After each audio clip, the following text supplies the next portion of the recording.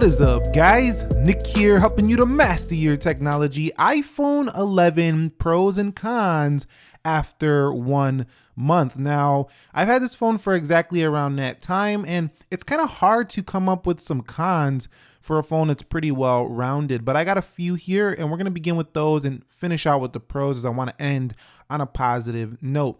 Now, the first one is that Apple didn't really improve this display. So when I'm looking at this display, it looks exactly like the XR, and I like to see upgrades in display every year.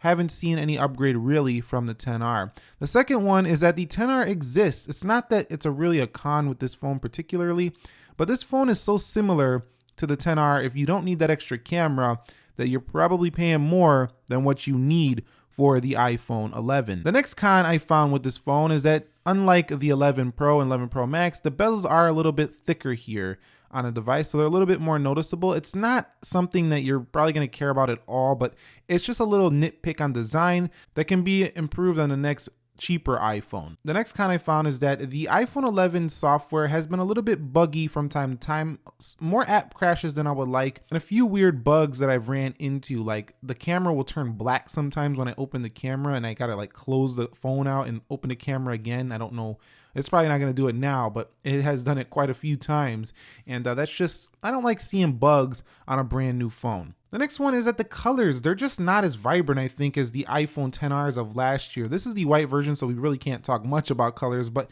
the colors in person you're going to see on the XR are just more vibrant looking, I feel like, than the iPhone 11. The 11s are a little bit lighter in color. They don't look as popping as last year. Last year, really, those colors last year on the XR really stood out. And another con I have with this phone is that the phone is just not the best battery life of the three, which it was the best battery life on the XR last year. So it doesn't have that benefit anymore. It's not like it's a bad battery life. We'll talk about that later. It's really good, but it's not up there with the Pro Max. And the last thing I just want to mention is that I just really wish Apple would have upped the resolution on this panel. It just would have been nice to see an upgrade on the XR.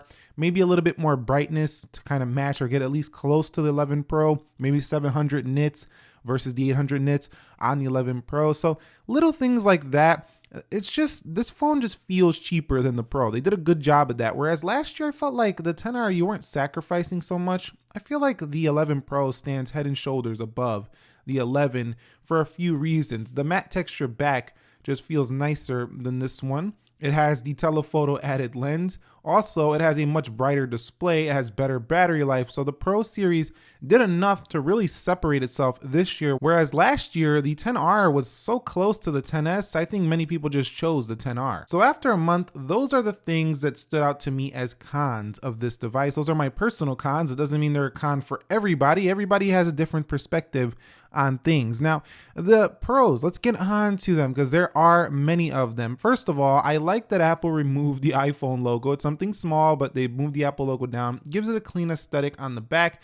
I also do like the cameras, the way they're lined up. I think it looks a little bit prettier than the 3 on the back of the 11 Pro. Not as useful as having a telephoto, but I still think it looks a little bit cleaner up there. Well, I said I don't like the brightness. I do like this is LCD. It gives people an option who don't like OLED screens an LCD panel here. So I do like that Apple at least still has an LCD iPhone around.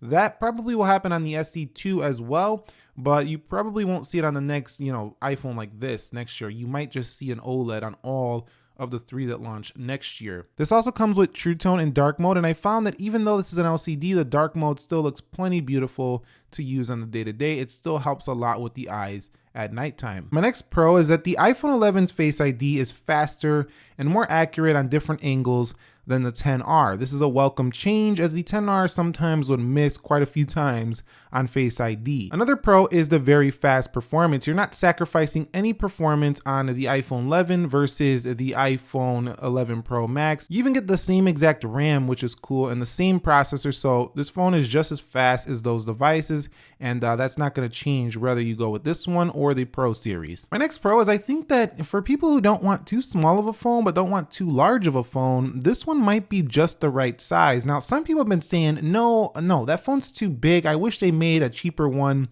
in a smaller size. Well, wait till next year when the SE2 comes out. That might be the phone for you. But You can't have everything. We got to have a balance of different devices, and Apple decided to make their LCD iPhone 11 6.1, and I think it's a nice balance between the Pro Max and the smaller Pro. And of course, the cameras. Having that ultra wide angle here for the 11 has been fantastic. It also takes decent shots when you do digital zoom, as long as you have good lighting.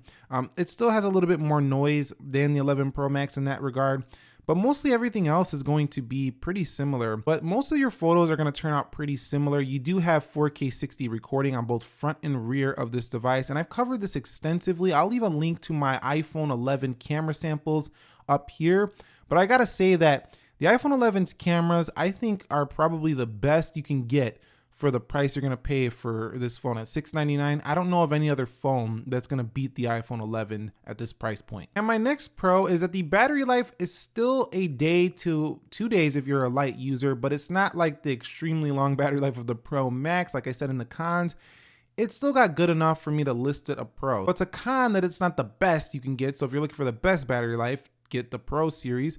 If you're looking for great battery life at a good price, you'll still find this a pro of the iPhone 11. So that's it. That's my pros and cons after 1 month experiencing the iPhone 11. I have a strong feeling that the person who's going to love this phone is somebody who wants the latest iPhone, but they don't want to pay Apple that $1,000 price.